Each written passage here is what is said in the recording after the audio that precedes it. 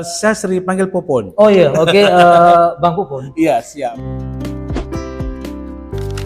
Assalamualaikum warahmatullahi wabarakatuh. Saya hari ini berada di kantor Dinas Penanaman Modal Transmigrasi dan Tenaga Kerja Kabupaten Aceh Utara, dan pada hari ini saya akan penasaran sekali, maka saya hadirkan seorang narasumber yang sangat berpengalaman dan sangat mengetahui tentang masalah pelayanan dan perizinan.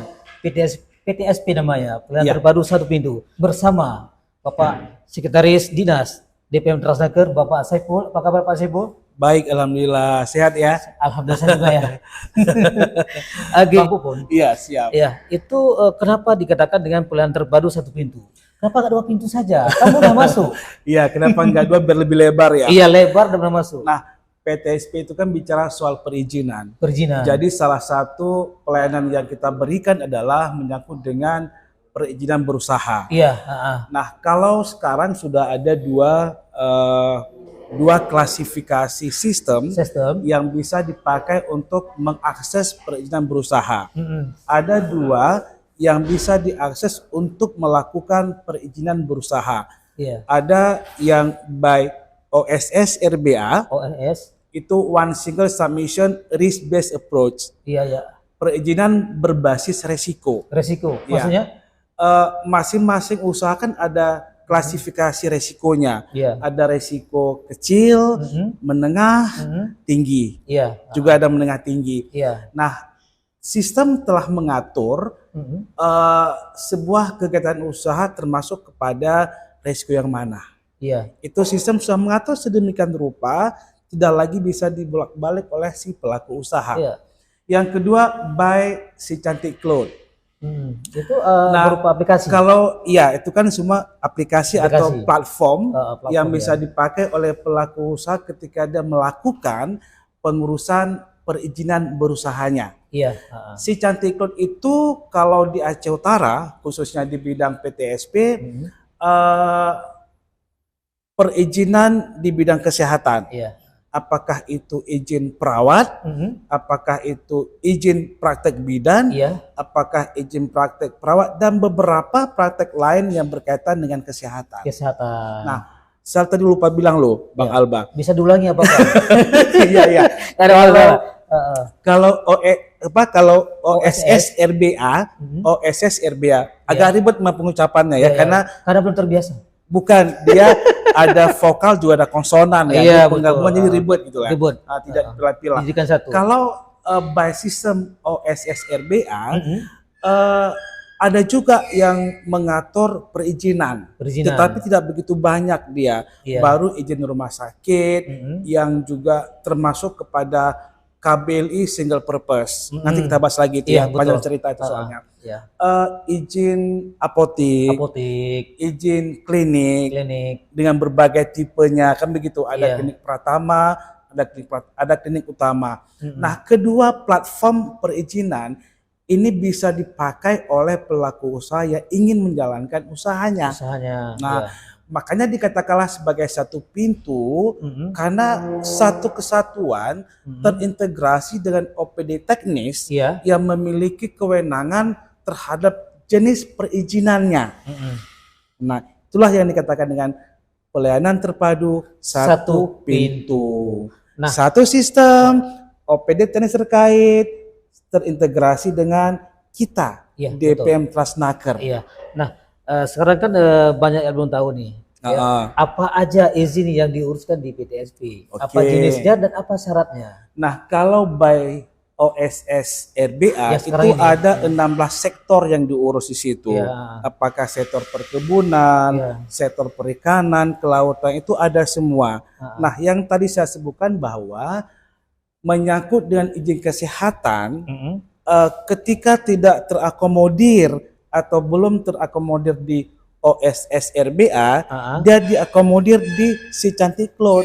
Oh, udah ada di situ. Ya, jadi kalau bicara soal sistem kan sebenarnya salah satu yang kegunaan dari sistem adalah memberikan kemudahan bagi pelaku usaha untuk melakukan kegiatan usahanya.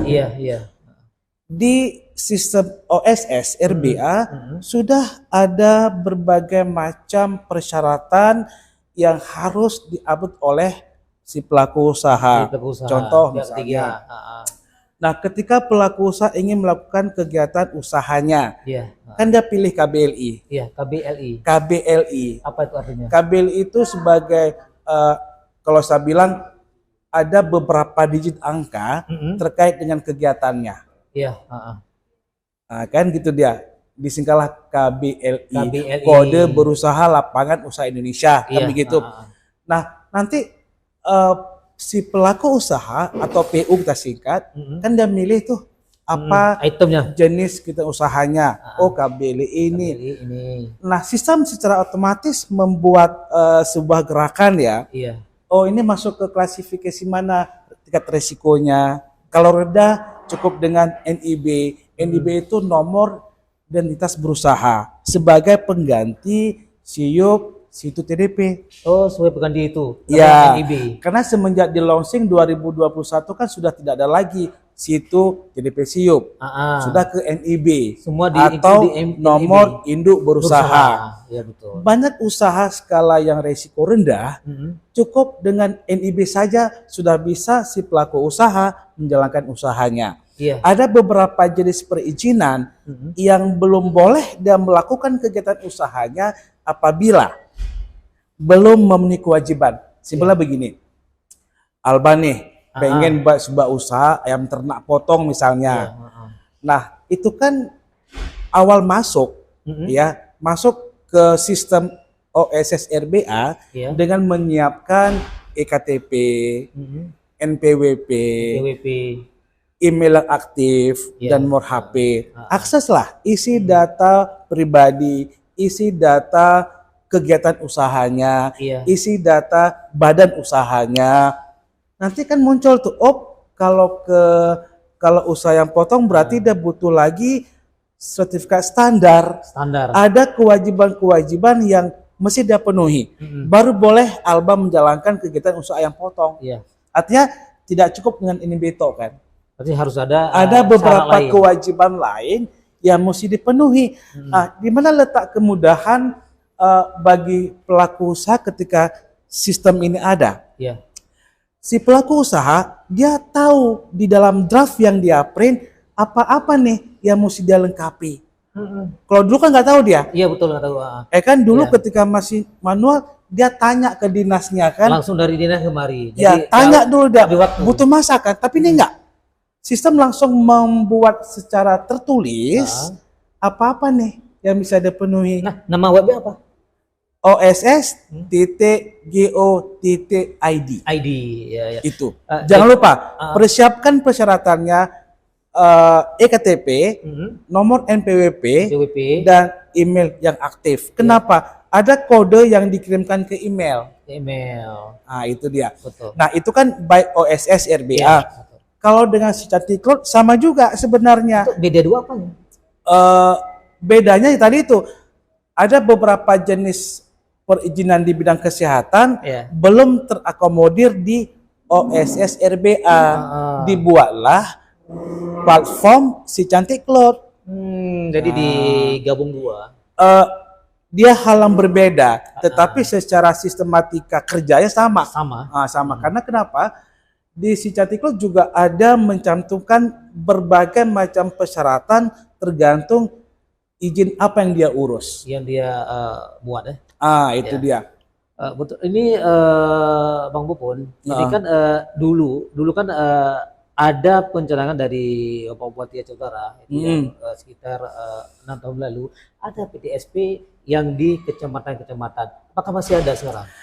Nah, semenjak saya juga agak lupa tepatnya ya, tetapi memang ketika sudah menjadi DPM PTSP itu sudah ada lagi. Kenapa? Ya tadi itu memperpendek jenjang birokrasi kan. Iya, hanya satu pintu. Iya, kenapa? Karena dengan sistem OSS RBA ini kita bisa main via HP. Iya. Alba lagi duduk di warung kopi kan? Iya, betul. Bisa akses. Bisa langsung akses. Bisa langsung mengupload secara Iya. Demikian juga dengan si Cantik Cloud. Jadi kan memperpendek aja langsung kemari kan. Iya. Nah itu nggak lagi perlu kecamatan. Si Cantik Cloud itu apa? Nama webnya sama juga kayak tadi. Satu Iya, halaman. tinggal searching aja di Google si Cantik Cloud, nanti pilih Aceh Utara. Iya. Itu kan sebuah platform yang digagas oleh Kominfo. Jadi terintegrasi semua kan. Iya, tercover semua. Jadi itu berlaku se-Indonesia loh. Se-Indonesia sama semua ya. Ya nanti semua PTSP, kalau di Aceh Utara tinggalnya pilih Aceh Utara, langsung pilih. Kayak Dan itu LPSP. sangat mudah, cuma tinggal membaca saja apa persyaratan. Yang penting kan kita punya EKTP, punya email aktif, punya NPWP, selesai masalah.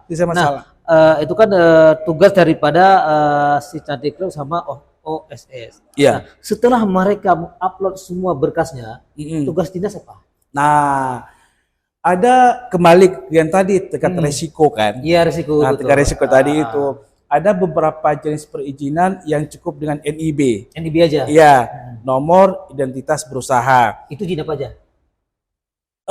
Sistem telah mengatur itu. Kita semua ya. Karena begini, kalau kita itu kan berkaitan dengan KBLI kan. KBLI. Betul. Kode Berusaha Lapangan Indonesia. Iya. Puluhan ribu kan. Betul. Saya nggak bisa apa loh. jadi sistem bisa sudah akses sendiri aja. Jadi sistem sudah men-setting secara otomatis.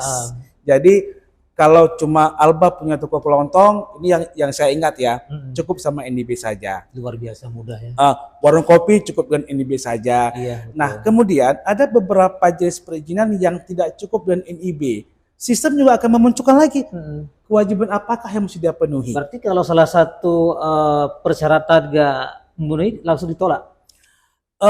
Dia bukan ditolak. Itulah salah satu yang dikatakan dengan memudahkan pelaku usaha di dalam menjalankan kegiatan usahanya. Iya, betul. Ketika sistem sudah mengatur semua, tinggal baca saja si pelaku usaha kan. Apa-apa yang mesti dia penuhi lagi ketika dia ingin menjalankan suatu kegiatan usahanya. Usaha bisnisnya. Nah, makanya di dalam ketika dia print mandiri, NIB itu tergantung tingkat resiko kegiatan usahanya. Iya, betul. Jadi ketika kita katakan dia memiliki resiko tingkat tinggi. Iya. Si pelaku usaha kan bisa print mandiri itu segala kelengkapan dokumen yang ada di sistem. Sudah ada semua, tinggal mereka pilih aja. Ketika dia print itu, bahan-bahan itu merupakan dokumen prasyarat perizinan. Iya.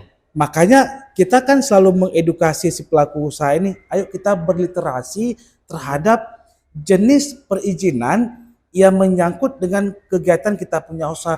Lu bacalah di dokumen itu apa-apa nih yang mesti aku penuhi kan. Ya, ada semua di situ. Ada tinggal teliti aja. Baca. Oh, usahanya yang potong ada kewajibannya, sampel aja ya. Iya. Kalau usaha ternak yang potong ada 3 kewajiban yang mesti dia penuhi.